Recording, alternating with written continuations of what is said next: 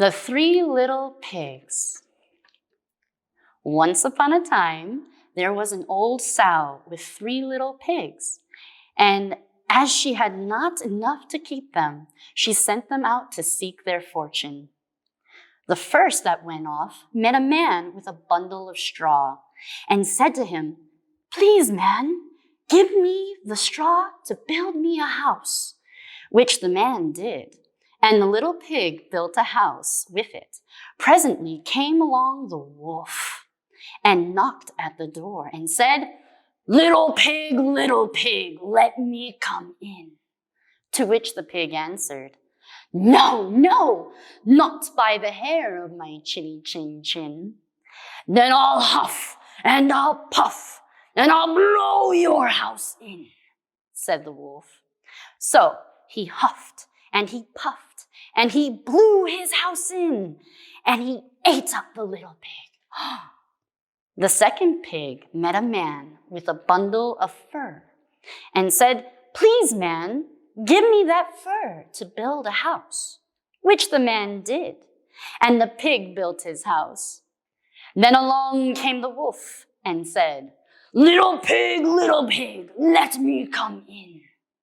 "No, no, not by the hair of my chinny chin chin." "Then I'll puff and I'll huff and I'll blow your house in." So he huffed and he puffed and he puffed and he huffed, and at last he blew the house down and ate up the second pig. The third little pig met a man with a load of bricks and said, "Please, man, give me those bricks to build a house with." So the man gave him the bricks, and he built the house with them. So the wolf came, as he did to the other little pigs, and said, little pig, let me come in." "No, no, not by the hair of my chinny chin chin." "Then I'll huff and I'll puff and I'll blow your house in." Well, he huffed and he puffed and he huffed and he puffed and he puffed and he huffed, but he could not get that house down. When he found that he could not, with all his huffing and puffing, blow the house down, he said, little pig, I know where there is a nice field of turnips." "Where?" said the little pig. "Oh, in Mr. Smith's home field. And if you will be ready tomorrow morning, I will call for you, and we will go together and get some for dinner." "Very well," said the little pig. "I will be ready. What time do you mean to go?" "Oh, 6 o'clock. Well, the little pig got up at 5 and got the turnips and was home before 6. When the wolf came, he said, little pig, are you ready?" "Ready?" said the little pig. "I have been and come back home again, and I got a nice potful for dinner." The wolf felt very angry at this, but thought that he could be up to the little pig somehow or another. So he said, little pig, I know where there's a nice apple tree." "Where?" said the pig. "Down at Merry Garden," replied the wolf. "And if you will not deceive me, I will come for you at 5 o'clock tomorrow, and we will go together and get some apples." Well, the little pig woke up at 4 the next morning and bustled up and went off for the apples, hoping to get back before the wolf came, but he had farther to go and had to climb a tree. So that just as he was coming down from it, he saw the wolf coming, which, as you may suppose, frightened him very much. When the wolf came up to him, he said, "Little pig, what? Are you here before me? Are they nice apples?" "Yes, very," said the little pig. "I will throw you one down." And he threw it so far while the wolf was gone to pick it up. The little pig jumped down and ran home. The next day, the wolf came back again and said to the little pig, "Little pig, there is a fair in town this afternoon. Will you go?" "Oh, yes," said the pig. "I will go. What time shall you be ready?" "At 3," said the wolf. So the little pig went off before the time as usual and got to the fair and brought a butter churn and was on his way home with it when he saw the wolf coming. Then he could not tell what to do, so he got into the churn to hide, and in doing so, turned it round and round, and it began to roll. And it rolled down a hill with the pig inside it, which frightened the wolf so much that he ran home without going to the fair. He went to the little pig's house and told him how frightened he had been at the great round thing which had come down the hill past him. Then the little pig said, "Ha! I frightened you, did I? I had been to the fair and brought a butter churn, and when I saw you got into it and rolled down the hill." Then the wolf was very angry indeed and declared he would eat up that little pig and that he would get down the chimney after him. When the little pig saw what he was about, he hung a pot full of water and made up a blazing fire. And just as the wolf was coming down, took off the cover of the pot, and in fell the wolf. And the little pig put the cover back on the pot and boiled him up and ate him for supper and lived happily ever after. The end. The Dog, the Rooster, and the Fox. A dog and a rooster were best friends. They wanted to see the world. So they decided to leave the farm and traveled into the woods. The two friends traveled along very happily, without meeting any trouble. At night, the rooster, looking for a place to sleep, found a nice tree to sleep up in. The dog slept behind the same tree. At dawn, the rooster woke up. He forgot where he was. He thought he was still at the farm where it was his job to wake everyone up at daybreak. So standing up, he flapped his wings and crowed loudly, "Cock-a-doodle-doo!" But instead of waking up the farmer, he woke up a fox in the woods. The fox thought the rooster would be a very delicious breakfast. Running to the tree where the rooster was resting, he said very politely, "Welcome to our woods, honored sir. I am so happy to meet you. I think we will become best friends." "Thank you, kind sir," replied the rooster cleverly. "If you go around the tree, you will be able to climb up and sit next to me."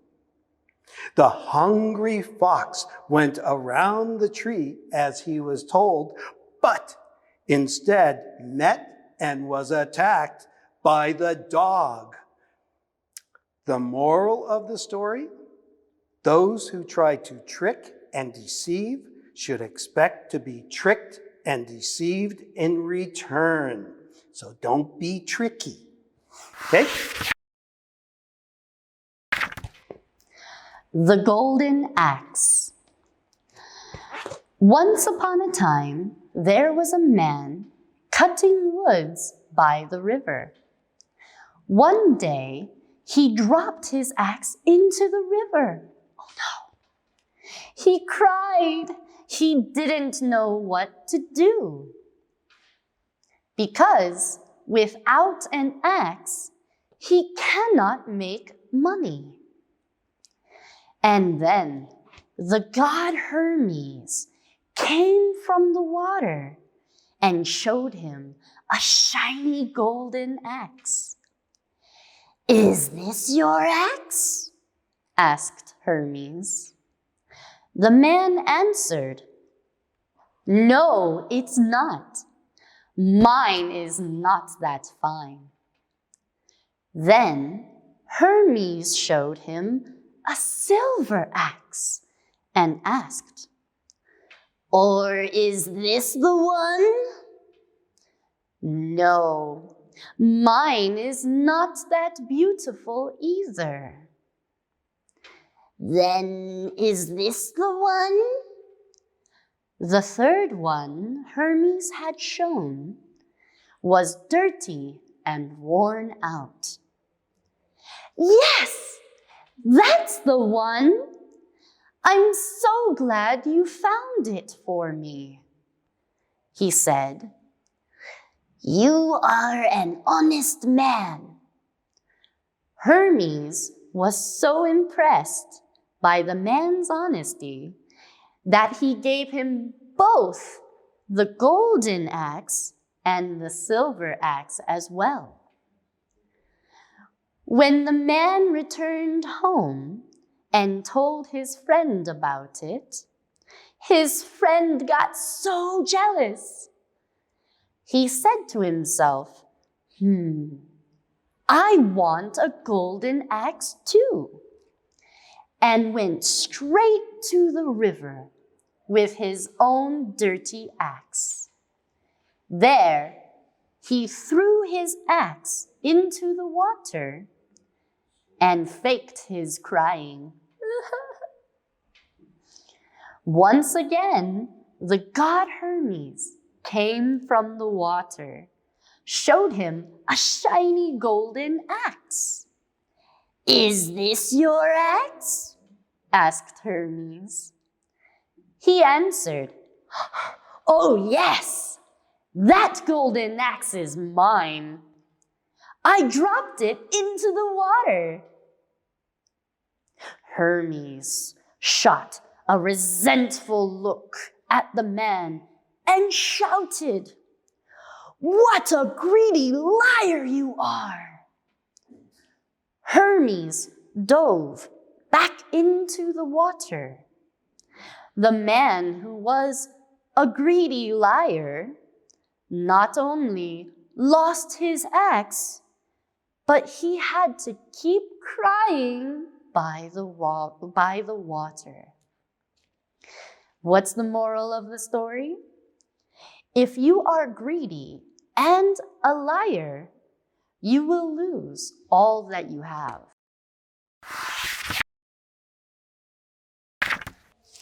The Man and the Snake. A man's son, by accident, walked onto a snake's tail. The snake turned around and bit him so that he died.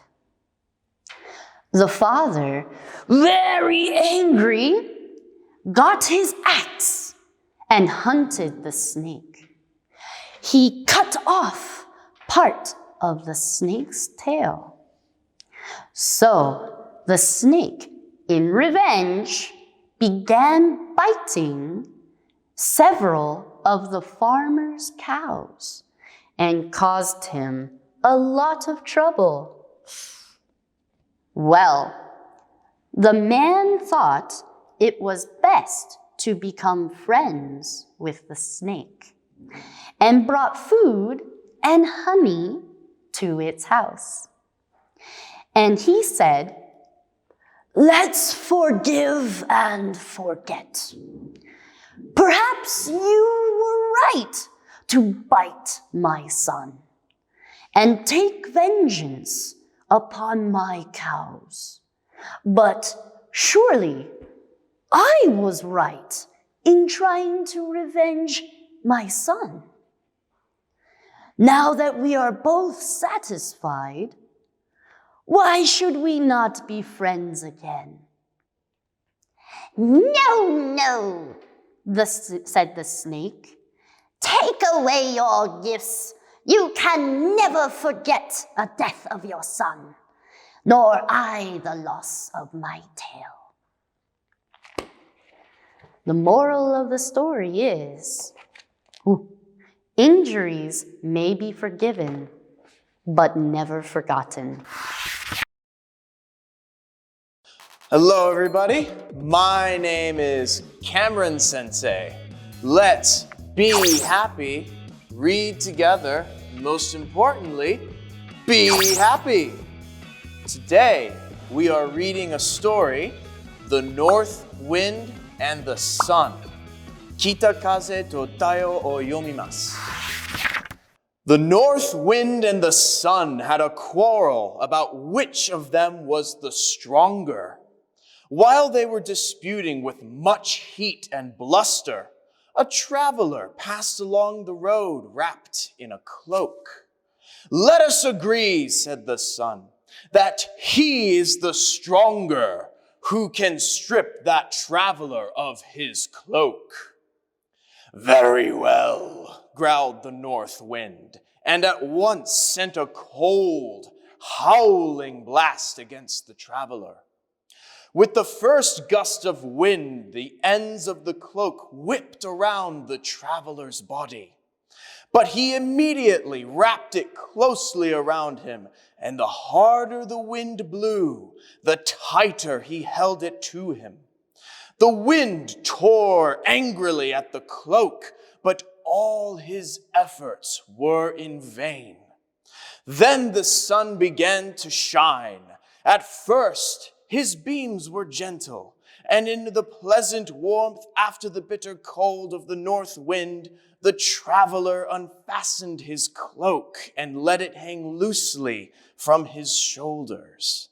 The sun's rays grew warmer and warmer. The man took off his cap and mopped his brow.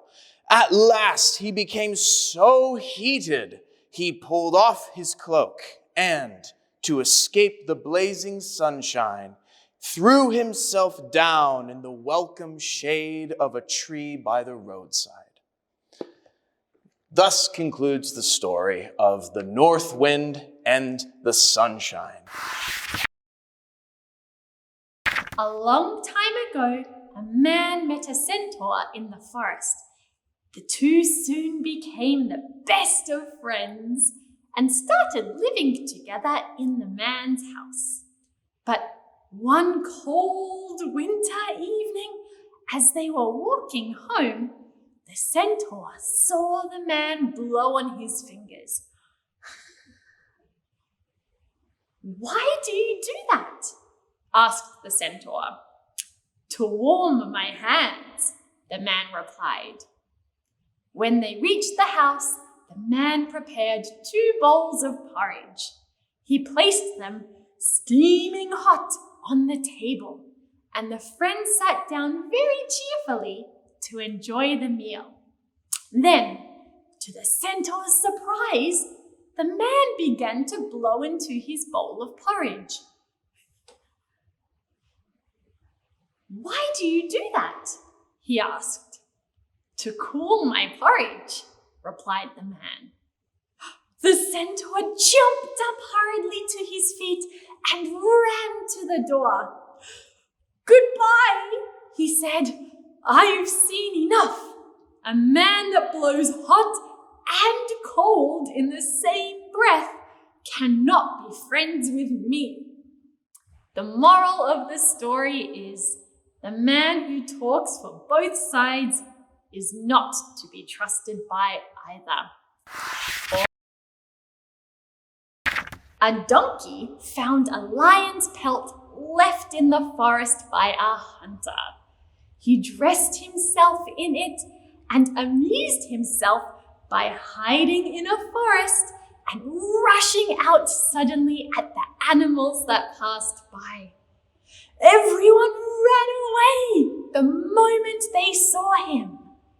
The donkey was so pleased to see the animals running away from him, just as if he was a king lion himself, that he could not keep from laughing his delight with a loud, harsh bray.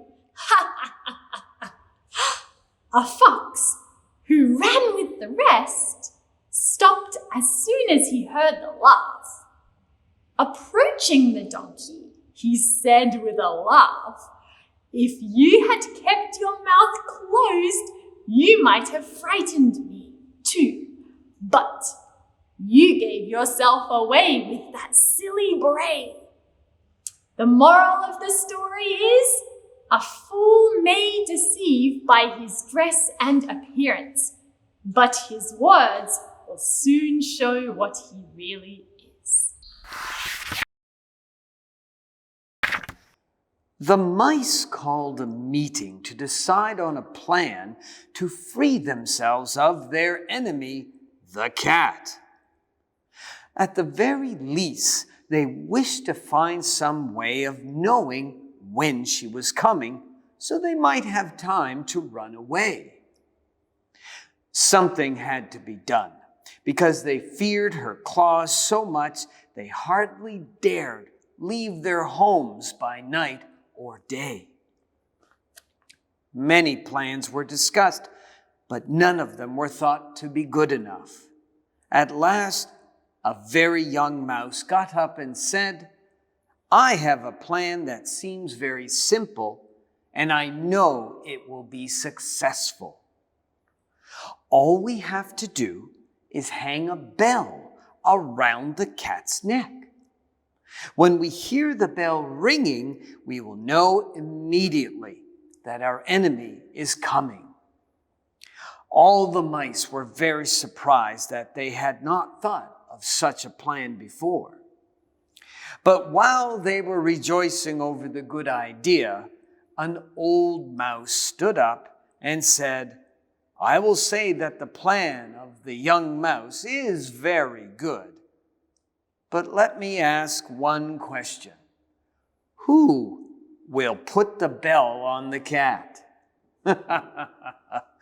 The moral of the story is, it's easy to say that something should be done, but it can be very difficult to do it.